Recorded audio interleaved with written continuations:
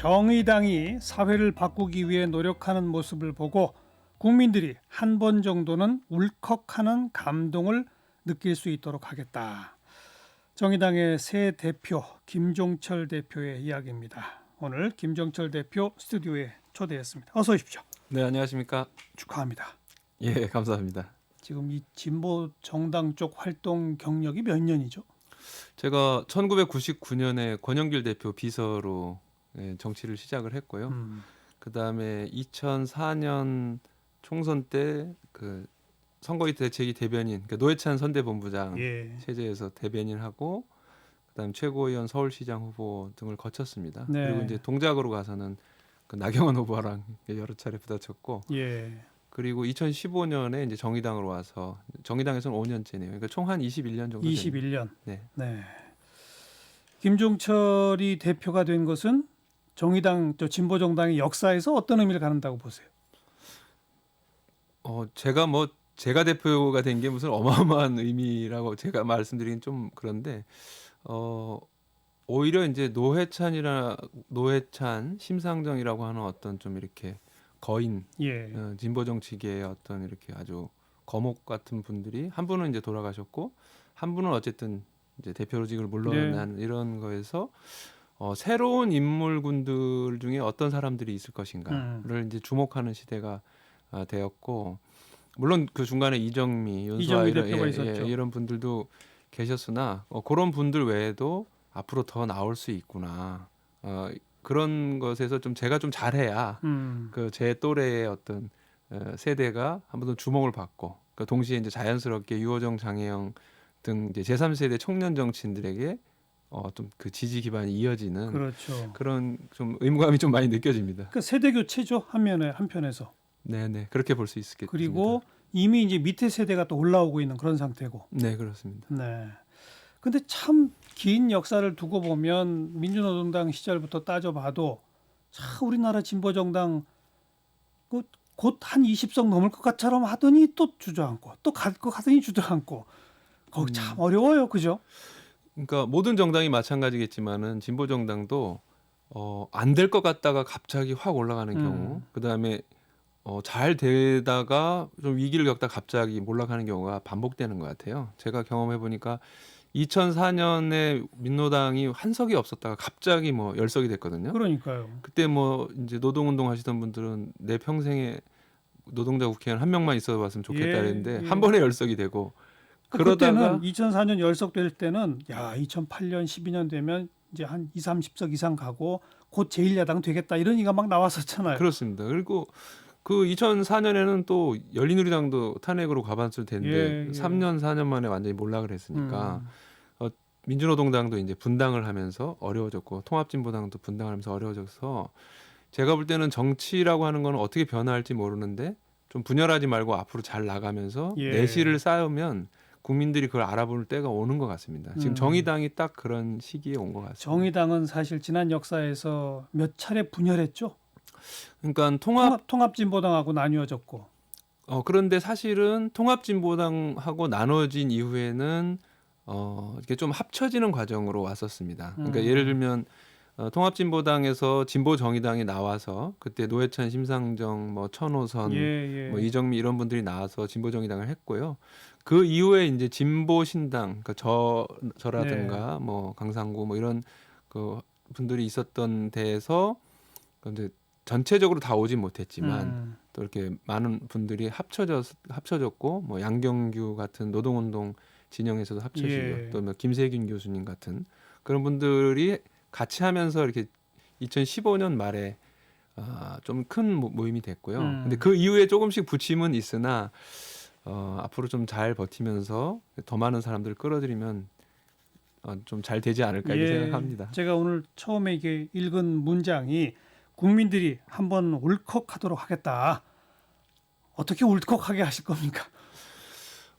그러니까는 그건 제가 그 말을 좀 쓴 이유가 있습니다. 이제 어제 오늘 아침 보도된 신문 인터뷰, 한겨레 신문 인터뷰에서 그런 말을 썼는데, 제가 볼 때는 저희 정의당 같은 어떤 진보 정당에서 일하시는 분들, 활동가들은 굉장히 헌신적으로 하거든요. 예. 그리고 어떤 그 다른 당하고 정치인 충원 구조가 다릅니다. 그러니까 다른 당들은 일단 어떤 사회에서 뭐 재력이든 아니면 관료로서의 경력이든 아니면 뭐 전문직으로서의 뭐 이런 경력을 인정받아서 이렇게 진입하는 그렇죠. 그 안정된 어떤 그 플레이트 위에 올려지는 형태라고 예. 하면 저희는 아래로부터 뭔가를 개척해야 되거든요. 그 과정은 되게 헌신적이고 뭐 어떤 경우에는 이제 저 같은 경우도 한 4년 회사를 다니다가 그만두고 민주노동당에 가서 예, 이제 뭐 예. 이렇게 한 것처럼 각 지역에 그런 분들이 그러니까 어떤 안정적이지도 않지만 새로 우리가 개척한다는 식으로 올라오는 분들이 많은데 예를 들면 이분들이 예를 들면 지방의회에서 바꿔낸 뭐 조례 같은 게 있어요. 예산 감시해서 막 몇 천만 원씩 해외 여행 가는 네, 거를 네. 막아내고 음. 그런 걸 하는 그리고 조금씩 조례를 바꾼 게 어떤 그 동네 노인들한테 아주 이렇게 소소한 행복을 드리고 이런 것들이 되게 많은데 우리가 우리를 스스로 그런 걸 모아서 제대로 보여드리지 못하는 거죠. 그래서 저는 우리 정의당의 당원들 그리고 정치인들 활동가들 이런 분들이 하는 역할들을 모습과 그것을 대하는 자세 그리고 어떤 뭐 시민들을 생각하는 그런 것들을 좀 잘 종합해서 보여드리면 네. 그러니까 언젠가는 뭐 그분들이 이제 시민들께서 아 울컥하다 이렇게 좀 생각하실 수 있다고 결국 봅니다. 그러면 그 성과는 많은데 그동안 못 보여준 게 문제라는 얘기인가요? 홍보의 잘못인가요? 그러니까 약간 그런 면도 있습니다. 그러니까는 중앙 정치에서는 성과라는 게 이렇게 생각보다 많이 나오기 힘듭니다. 왜냐하면은 의석이 저희가 워낙 적죠. 예, 그리고 첨예한 쟁점들이 많이 붙고 하기 때문에. 근데 오히려 지방 정치에서는 그 좀 더 그런 것들이 이렇게 바꿔낸 것들이 예. 있고 예. 하기 때문에 저는 그런 걸 좀 많이 보여드렸으면 좋겠다. 음. 예를 들면 지금은 이제 당연한 것이 된 건데 지금 무상급식 있지 않습니까? 그렇죠. 무상급식. 무상급식이 사실은 무슨 대통령이 하자고 해서 한 게 아니고 예전에 민주노동당 진보정당들이 이거 친환경으로 무상급식을 해야 우리 아이들이 좋지 않은가 해서 그 예를 들면 각 대도시권 특히 이런 예, 데서 막 예. 10만 명 서명 운동을 동네에서 받았어요. 맞아요. 그게 이제 그 당시에 그 교육감이셨던 그 누구의 공약으로 채택이 같이 되면서 확 그 붐이 되고 예, 결과적으로는 예. 지금은 이제 무상 교육, 뭐 무상 의료, 뭐 이런 시리즈로 점점 가는 그런 것이라는 거죠. 네. 그리고 저희가 좀 우리의 노력을 국민들에게 더 알리고 그것을 통해서 저희가 힘을 가지면 더 많은 걸 바꿔낼 수 있다 이렇게 봅니다. 그리고 또 진보의 금기를 깨겠다. 진보의 금기에 도전하겠다. 이런 말씀하셨더라고요. 네네. 뭐가 대표적인 진보의 금기입니까? 이게 이제 진보의 금기이기 때문에 이 말을 하면은 그래도 이제 많은 갈등들이 좀 있을 수는 있으나 좀 아니 깨시려면 얘기를 해야죠. 얘기를 해야 깨지더라고요. 그러니까요. 예. 그래서 가장 제가 말씀드린 거는 우리 이제 공무원 분들 또 이제 교사분들, 뭐 군인분들 다 정말 어려운 조건에서 살아오셨고 지금도 여러 가지 일을 하시는 걸 아는데 예. 사실은 공무원연금, 사학연금, 군인연금 이런 좀 특별한 특수직영연금들이 지금 해마다 적자가 점점 규모가 커지고 있어서 그렇죠. 예, 지금 작년에만 해도 한 3조 8천억인데 네. 이게 한 2030년 가면 10조가 넘어갈 것이다. 뭐 돈도 돈이지만 또 국민연금과의 형평성 문제가 크잖아요. 그렇습니다. 그러니까 뭐 그 연금 개시 연령도 굉장히 빠르다거나 예. 그리고 그 규모 액수의 차이도 계산 방법도 완전 다르고요. 예, 그렇습니다. 그래서 이런 것들이 적자를 보면서까지 계속 유지될 수가 있을까? 그렇다고 한다면 좀 더 공평한 노후 그리고 이제 재정 문제나 이런 것들을 고려했을 때 민주당도 사실은 이걸 잘 못합니다. 못 건드리죠. 오히려 박근혜 정부 때 약간 그 물가 연동률을 좀 막아놔가지고 예, 한 번 예. 개혁한 적이 있거든요. 근데 정의당 같은 진보 정당이 이런 얘기를 함으로써 그리고 좀 뭐 공무원, 교사 이런 분들을 설득해 나감으로써 네. 우리가 금기를 깨서 국민들에게 도움이 되는 진짜 그런 걸 보여드리자 그런 것도 있고요. 그다음에는 이게 우리나라에서 가장 민감한 이슈가 세금 문제인데 네. 집권을 하려면은 세금을 다 깎아준다고 하면은 되는 문제인데 복지는 다 망하는 거 아닙니까? 그렇죠. 그러니까는 택한 전략이 아주 소수 부유층만 세금을 많이 올리겠다고 하고 나머지는 다 세금을 깎아주겠다고 하는 것이 저는 우리나라의 네. 그 일반적인 지금 정당들의 그 보수 정당들이나 중도 정당들의 모습이라고 생각합니다. 실제로 문재인 정부도 뭐 법인세 인상을 막 강하게 하면서 증세를 해서 뭐 재분배하겠다 했지만 아주 뭐 3천억 이상 최고 구간만 올렸죠. 최고 구간만 구간. 아주 조금만 올렸거든요. 지금 야당은 그것도 사실 반대했고. 그렇습니다. 예, 예. 근데 문재인 정부가 그러면서 공약 후퇴한 게 꽤 있습니다. 그래서 그런데 저희 정의당도 그러면 똑같이 하면 되는데 네. 근데 그렇게 해서 세상이 과연 바뀌겠냐는 거죠. 오히려 저는 그래서 이렇게 금기를 깨고 싶은데 스웨덴이 인구의 대략 6% 하위 6%를 제외하고는 6,200만 원까지 소득이 저기 소득세가 30%더라고요. 네. 그리고 6,200만 원에서 한 9,300만 원까지가 52%. 그리고 그 이상 구간은 57%인 거죠. 우리나라는 최고 소득세 구간이 45%인데 예, 예. 10억 이상입니다. 그래서 이 구간 차이도 엄청나고 그리고 6,200만 원 이하 분들이 다 30%를 세금을 냈기 때문에 이 복지국가 가능했는데 우리나라는 한 그 노동 그 근로소득자의 한 38% 정도가 이제 연말정산 환급을 통해서 세금을 한 프로 면세점 이하죠. 그렇습니다. 예. 그래서 오히려 이분들에게 조금씩 우리도 내자. 조금씩 더 내면 그 점점점 올라가서 중산층도 더 내고 네. 고소득자는 더 내고 네. 해서 이렇게 만들어진 재원으로 모두가 좀 더 공평하게 하는 보편적 증세 이런 거네요. 보편적 누진 증세죠. 근데 이제 이런 얘기를 저는 해야 된다고 봅니다. 네, 네. 뭐 지금 우리가 더 잃을 게 없잖아요. 네, 네. 우리나라 사회가 네. 그렇게 생각을 합니다. 그 김종인 위원장이 그 뭐 이른바 공정경제 3법 하려면 노동법도 바꿔야 된다 이런 얘기 한 거에 대해서도 우리 김 대표는 뭐 일정 조건이 충족된다면 노동법도 바꿀 때가 됐다는 식으로 응답을 하셨더라고요. 그런 고민을 사실은 좀 조심스럽습니다. 이게 가장 조심스러운 부분인데요. 예. 왜냐하면은 노동 그 시장 구조는 이게 그 특히 대기업 측하고 그리고 이제 그 노조가 있지만 노조의 보호를 받지 못하는 이제 아주 끝단에 있는 비정규직이나 이런 분들이 특히 간접고용 하청분들이 굉장히 힘든데 노동 시장이 확실히 바뀌고 비정규직이 굉장히 늘어나는 조건, 뭐 플랫폼이라든가 뭐 여러 가지 프리랜서라 이런 어려운 조건 때문에 뭔가는 고민을 해볼 필요가 있고 또 이렇게 정규직화가 다 될 수 있는 조건이 아니라고 하면 그러면은 그 실업 이제 만약에 노동법을 바꾸게 되면은 그 기업 측이 유리하게 바꾸면 해고가 만연할 거예요. 해고만 쉬워지는 것. 그렇죠. 오늘 나가라 그러면 오후에 책상이 비어져 있는 미국식인 거죠. 근데 그렇게 해서 살아갈 수가 없거든요. 그렇다면 만약에 그런 것처럼 이렇게 노동을 어느 정도 유연화하고 싶다면 실업에 대한 보상, 그러니까 고용보험의 어떤 실업급여 지급 기간을 지금 6 내지 8개월을 12 내지 뭐 18개월 늘린다거나, 그 다음에 그것에 보호를 받지 못하는, 그러니까 어떤 이렇게 어쩔 수 없이 너무 힘들어서 자발적으로 퇴사한 사람들, 이런 사람들에게 더 잘해준다거나, 국가가 재교육을 해준다거나, 그리고 마구잡이 해고를 막기 위해서 어떤 노동자들이 이 사회에 참석해서 좀 이 사회의 어떤 뭐 경영에 대해서 좀 정보도 얻고 감속할 수 있다면 그런 조건이 되고 사회 안전망이 되면은 그런 조건을 만들면서 같이 뭐 논의를 해봐야지. 그냥 일방적으로 그냥 유연화해야 한다, 해고 좀 보장해줘야 된다 이렇게 하는 것은 동의할 수가 없는 거죠. 그러나 어쨌든 사회 안전망 확충이라는 전제와 함께 일부 고용 유연화도 받아들여 줄 수 있다, 검토해 볼 수 있다 이런 얘기도 처음 나오는 거 아니에요?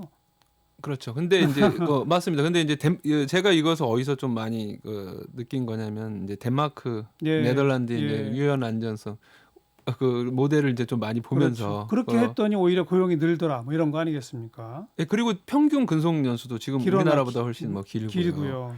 그래서 그런 데에서 그러면 새로운 방법이 찾을 수 있는데 그 전제 조건이 알고 보니까 아까 말한 4-5가지 조건이 충족돼야지만 된다. 그러면서 함께 논의를 해보자. 알겠습니다. 현재 어쨌든 국민의힘 방안은 그렇게 접근하는 건 아닌 것 같다. 지금 뭐 불과 한 10여 분 둘이 얘기를 나눴는데 뭐 무상급식, 무상의료, 무상교육의 방향성에 대한 이야기, 공무원, 교사, 군인연금과 국민연금의 개혁에 대한 이야기, 또 세금 체계의 어떤 개편에 대한 이야기, 그와 함께 복지와의 시스템 연계부 이야기, 또 고용 유연화와 사회 안전망 확충을 함께 고민하자는 이야기. 우리 정치가 이런 얘기 해야 되는 거 아니에요? 무슨 조국 얘기, 추미 얘기 안 하고 이 정의당이 좀 이렇게 가야 되는, 우리 정치 의제의 딱 중심에 좀 서셔야 될 거 아니에요? 그런데 그런 얘기를 저희가 이제 뭐 물론 뭐 이런 얘기를 많이 한 건 아니지만 어떤 저희가 이제 뭐 전국민 고용보험을 확대한 전국민 고용및 소득보험 얘기도 예. 제가 지금 하고 있고 예. 이전에도 이제 중대재해기업처벌법 얘기하지만 주로 보도되는 거는 그러게 말이에요. 조국 장관에 대해서 어떻게 그러니까요. 생각하느냐. 예. 그다음에 추미애 전 장관 아들 그거 전화한 거 그 뭐 거짓말한 거 어떻게 생각하느냐 이렇게 되니까. 전 안 물어보잖아요. 그런 얘기는. 그러니까 너무 좋은 인터뷰입니다 지금 제가.